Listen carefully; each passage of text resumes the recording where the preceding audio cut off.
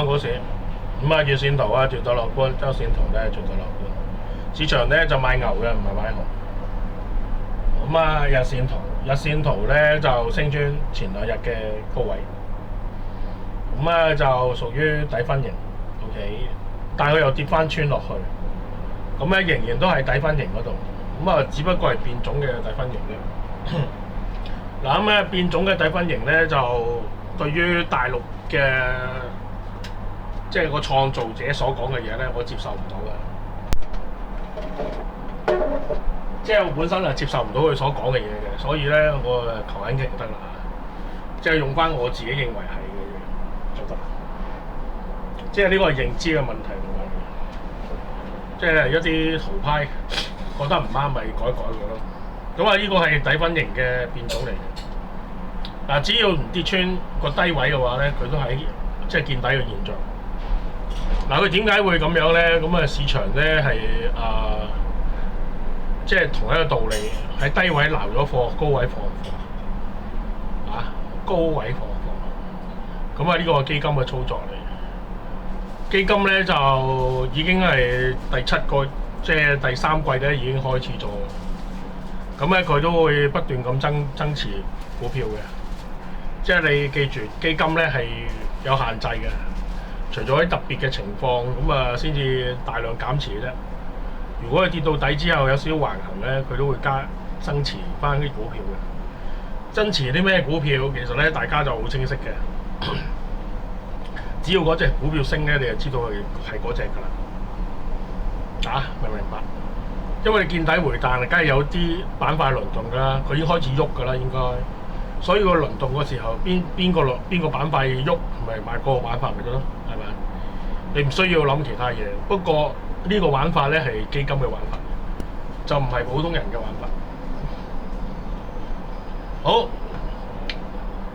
呢個圖咧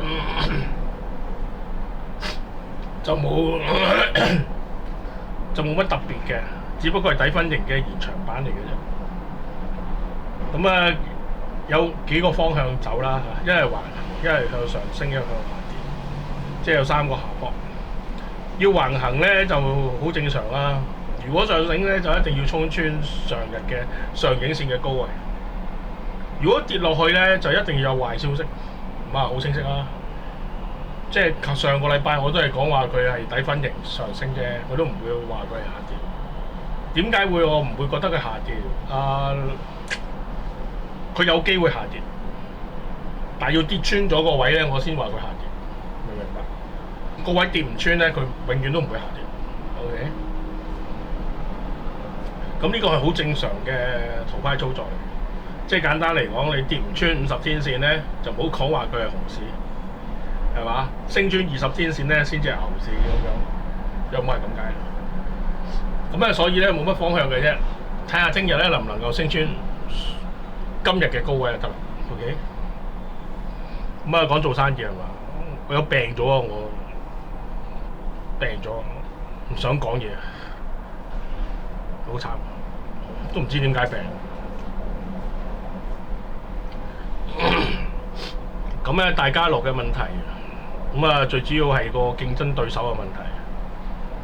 即係大快活咧，同佢咧有個平衡點喺度嘅。咁啊，對於兩餸飯啦，同埋一啲即係外賣平台啊嘅興起啊咁咧即係話佢競爭對手係多咗嘅，性價比咧佢又低嘅。咁啊，所以咧佢即係減人手咧，就基本上咧就係想請啲平價嘅外國大陸人。咁呢個咁嘅大家樂有冇得翻身？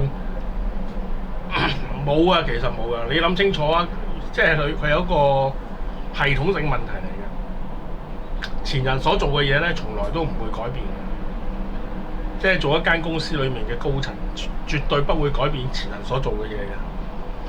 不做不錯，唔做唔錯啊嘛。所以咧，你諗到啊，嗰啲高層咧冇辦法解決嗰個問題，你大刀闊斧改變都冇用啊！因為你嗰個定位，即係你個品牌定位嘅問題。即係一早根深蒂固嘅，咁啊，即係呢個係最大問題啦。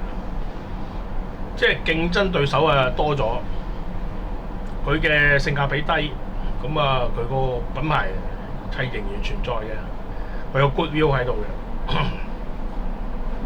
佢嘢好唔好食唔好食，所以咧就慢慢咧係會被即係社會淘汰。咁啊，其實咧有啲普通嘅餐廳好多間咧都執咗笠啦。你又知道其實咧個環境係非常之惡劣啦，係啊，環境係非常之惡劣啦，唔係你想象中咁樂觀啦，呢所謂。你減人手咧唔係一個最好嘅方法嚟嘅。你話即係你個防禦性係要喺未有發生危機時所要部署㗎嘛。